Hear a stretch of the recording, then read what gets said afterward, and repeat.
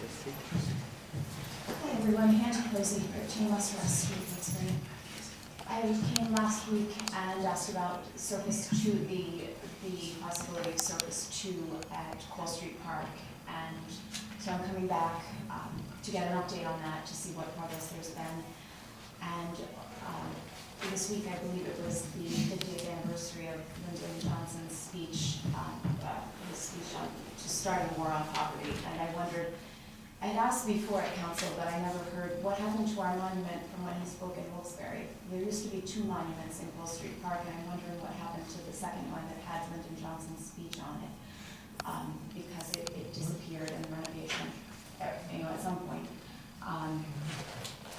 And thirdly, in the new year, I thought I'd come and specifically speak before council and ask you to do what I've always really wanted you to do, which is to legislate. And I think we have a lot of buildings and a lot of potholes and a lot of that sort of stuff. But when some of you came on board as council people, you seem to want to, get in there and legislate. And this, this Cole Street Park is such an opportunity for you to do something lasting, to really leave a legacy here that changes things in Wilkes Barre, because, and I think it hasn't been done yet. I sat here over 4 years ago and really didn't understand, and really was somewhat in shock because we were going through Kids for Cash, and I couldn't believe that the process for Cole Street Park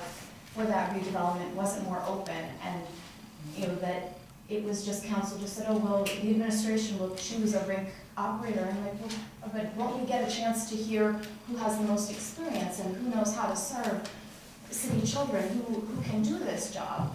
But that was never a thought.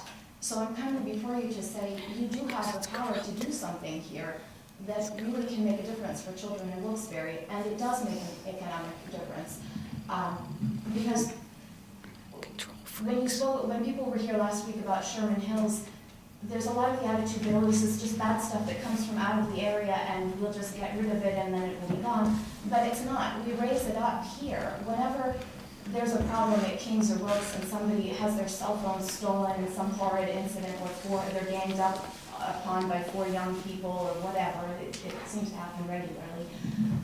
Those 4 people aren't from out of the area. Maybe one was. Maybe there's one bad actor. But they're from here. A lot of those kids that cause those problems are from here. And they gathered at the Building Bridges events last year, and they said, we need more free programs, more free activities, we need things that build self-esteem, we need more support. And Cole Street Park is the ideal place to do that. And it's an ideal place to show people that after Kids for Cash, we can do a better job with public-private partnerships than we did in the past. But right now, what I get when I come here is, oh, are there enough public sessions at Cole Street Park? And there are. The problem is that public session is about $10 for a child to attend. And if you look at the Pennsylvania Department of Education statistics, most Wilkes-Barre City kids can't afford lunch. They're on a free and reduced lunch program. So if they can't afford a $2 or $2.50 school lunch, they probably can't afford a $10 public speaking session. So there's a mismatch between what we're offering the kids. We're saying, well, yes, of course you can come into the rink, but they can't because they can't afford it.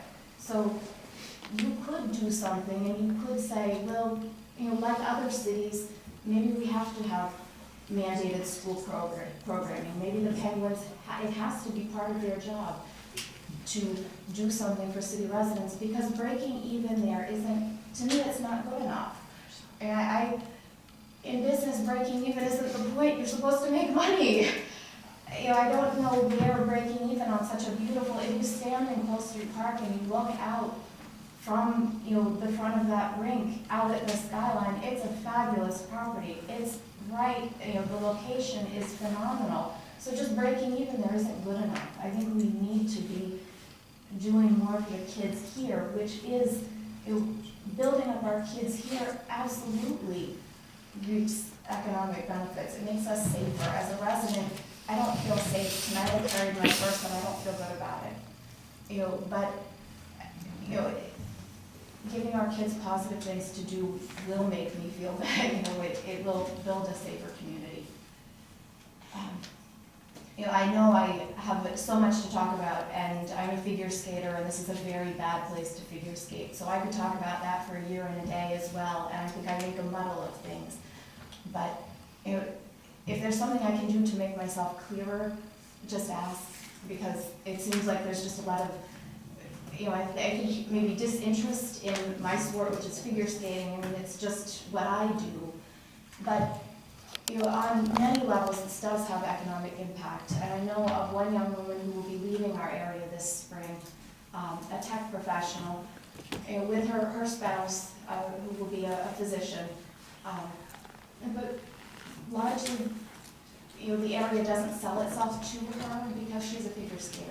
And if you look at the schedule for January, there's no figure skating at Full Street at all.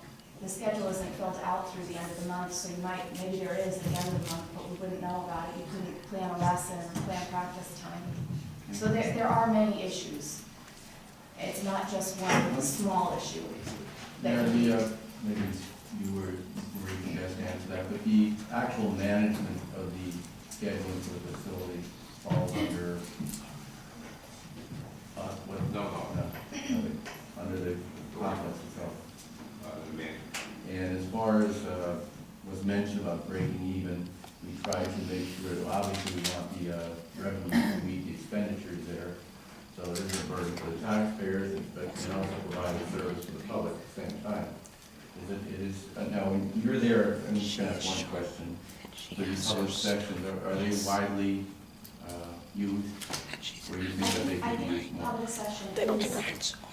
That's right. I don't think that there are opportunities for both, and what I don't think I see children who are taking private lessons, practicing. I don't know that I see children who are not, I don't see people having the opportunities that I had.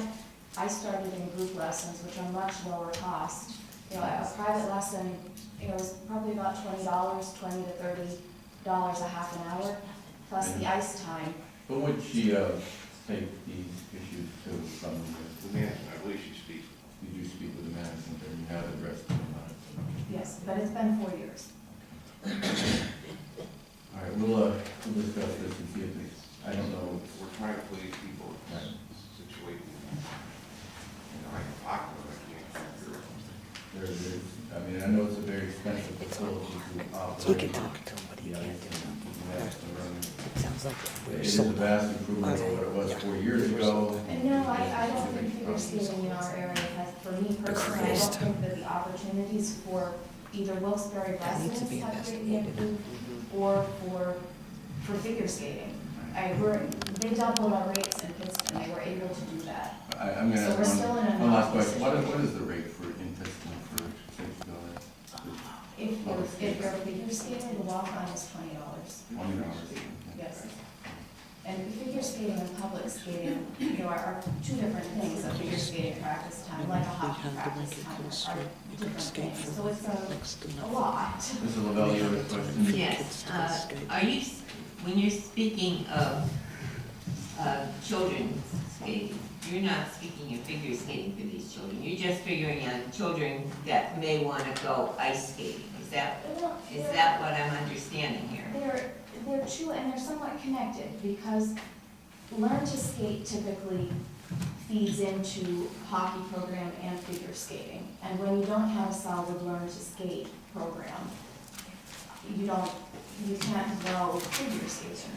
So it is connected, but there is adequate public session time to just go on a Friday night and skate.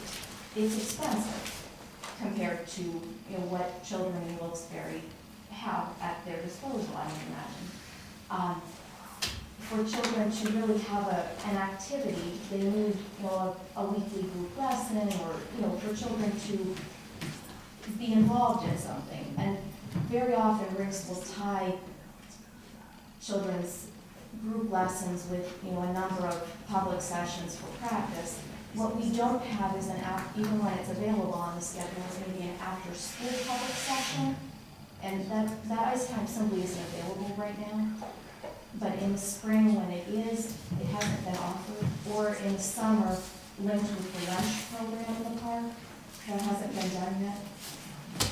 So, if I'm understanding also, you would like to see a program for the children, not just a learning program, but also for any child that might just want to come and learn to ice skate or try ice skating on his own without being in any kind of a We program. do offer that on Friday nights, but I don't know that, so many Wilkes Barre children participate. And You you know, think that would be this nice to know, that would be nice to know how many is do. because, you believe this is probably because of the cost? Yes. And so you would like to see it at a lesser cost? Yes, I think for Wilkes Barre residents, absolutely. I think there should be some benefit to being a Wilkes Barre resident, as it's a Wilkes Barre park. And I think that's something that city council could, Can we just convey this back to them, just let them know that we had this discussion? Yeah, I've sent emails. All right, I like the idea about a little bit of a break for the Wilkes Barre residents. Yeah, I Okay, think thank you. that We'll, should be feasible. see what we can do.